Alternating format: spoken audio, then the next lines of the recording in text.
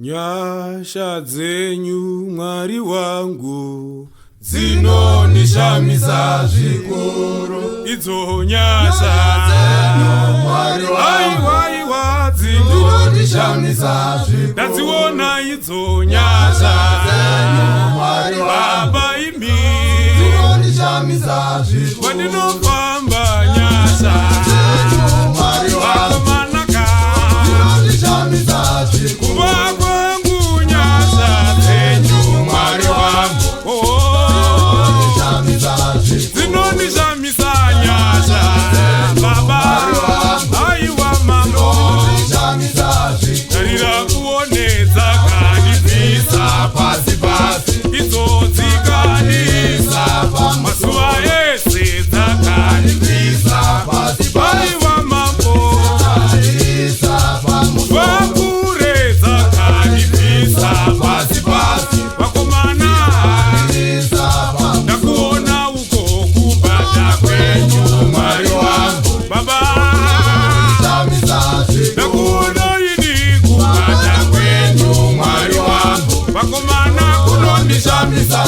Andina naro kubata kwenyu aiwa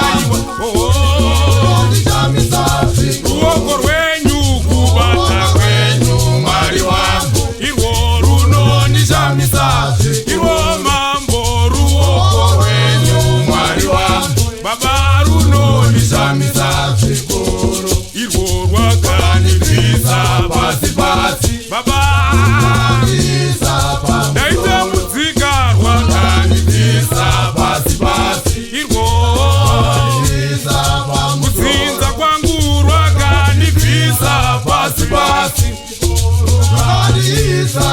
makanipa vana wakanibvisa pasi pasi Baba rukanibvisa makanipa mukadzi wakanibvisa pasi pasi irwo rukanibvisa pamusoro